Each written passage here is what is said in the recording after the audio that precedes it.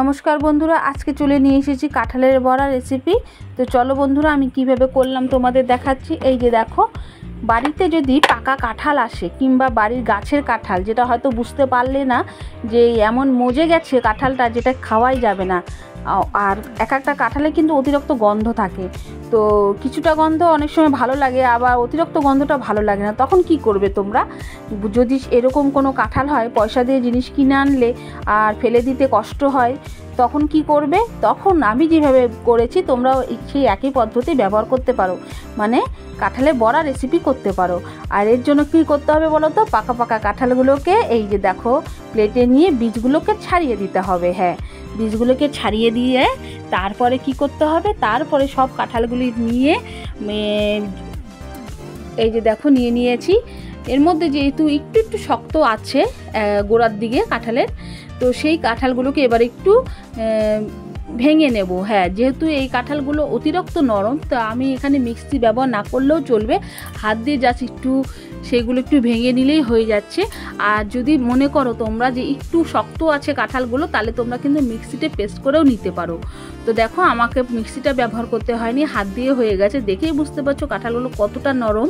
তো দেখো এইভাবে আমি সবগুলো কাঁঠালকে একবারে আলু সিদ্ধর মতো মেখে নিলাম। হ্যাঁ, যাতে আমার যে কাঁঠালের যে পাল্পটা বের করতে কিন্তু খুবই সুবিধা হবে। তো দেখো আমার কাঁঠালগুলো মোটামুটি সব হয়ে গেছে, রেডি। এখন আমি এই কাঁঠালগুলোকে একটা ছেঁকনিতে ছেঁকে নেব।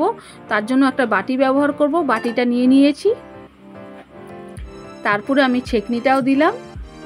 এবার যে কাঁঠালগুলো সব আলু সিদ্ধ করে রেখেছি, সেই কাঁঠালগুলোকে দিয়ে দেবো।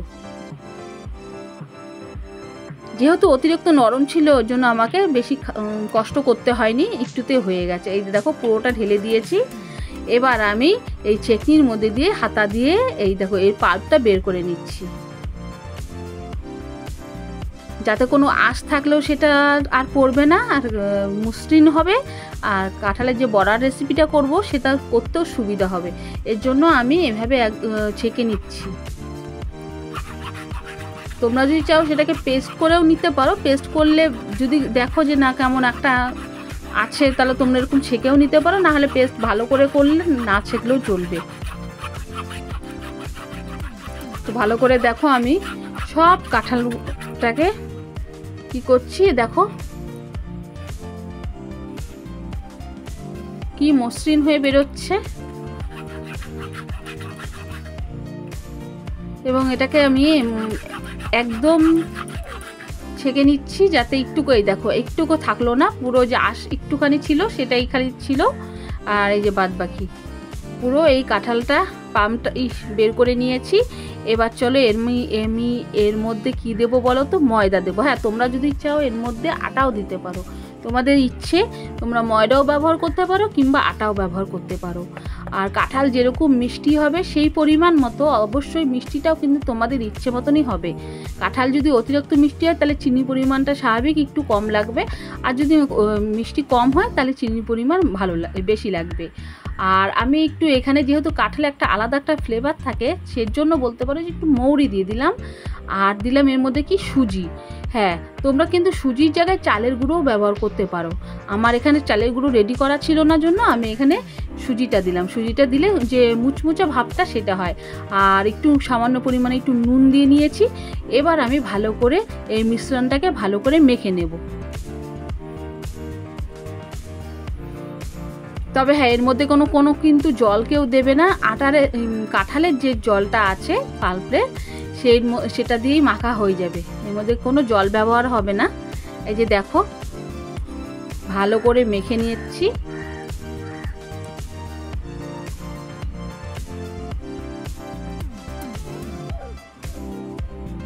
ভালো করে মেখে নিলাম। এবার আমি এটাকে 10 মিনিটের জন্য ঢাকা দিয়ে রেখে দেবো, কারণ চিনিটা আছে, চিনিটা একটু গলবে, সেজন্য বলতে পারো যে আমি 10 মিনিটের মতন ঢাকা দিয়ে রেখে দিলাম। 10 মিনিট পর দেখো ঢাকনাটা তুললাম। এবার আমি কড়াইটা বসিয়ে দিলাম। কড়াইতে তেলটাও দিয়ে দিই। কড়াই আমার গরম হয়ে গেছে।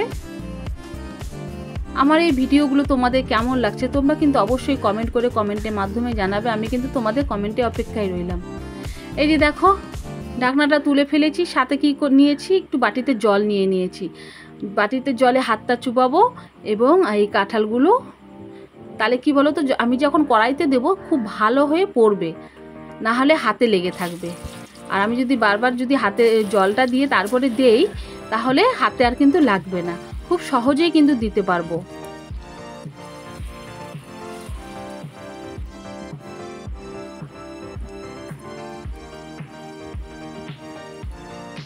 সম্পূর্ণটা দিয়ে অল্প অল্প করে ভেজে নিচ্ছি। খুবই সোজা পদ্ধতি বন্ধুরা, তোমরা কিন্তু বাড়িতে অবশ্যই ট্রাই করে দেখতে পারো। বাড়িতে যদি এরকম কখনো কাঁঠাল এসে থাকে, সে কাঁঠালকে কিন্তু ফেলে দেবে না।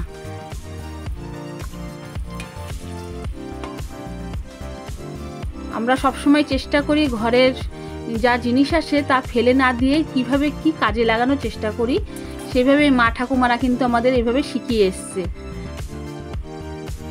তো দেখো ভাজা হয়ে আসছে, আর যেহেতু তালের সময়ও চলে এসছে, এইভাবে সেম প্রসেসে তালের বড়াও করা যায়। তো যাই হোক, এই যে দেখো, দেখতে অনেকে হয়তো বুঝবে যে তালের বড়া, কিন্তু তা নয়, এটা কিন্তু কাঁঠালের বড়া। এক এক করে তুলে নিলাম। আর এই যে দেখো, আমি তোমাদের ভেঙে দেখাচ্ছি ভেতরটা। দেখো বন্ধুরা, ভেতরটা কি সুন্দর হয়েছে, খেতেও কিন্তু সেই হয়েছে। আর হ্যাঁ, কাঁঠালের যে অরিজিনাল গন্ধটা সেটা হালকা হলেও থাকবে এবং সেটাও কিন্তু ভালো লাগবে। তো আমার আজকের মতন ভিডিওটা এখানে শেষ করলাম। তোমরা কিন্তু অবশ্যই কমেন্ট করে জানিবে।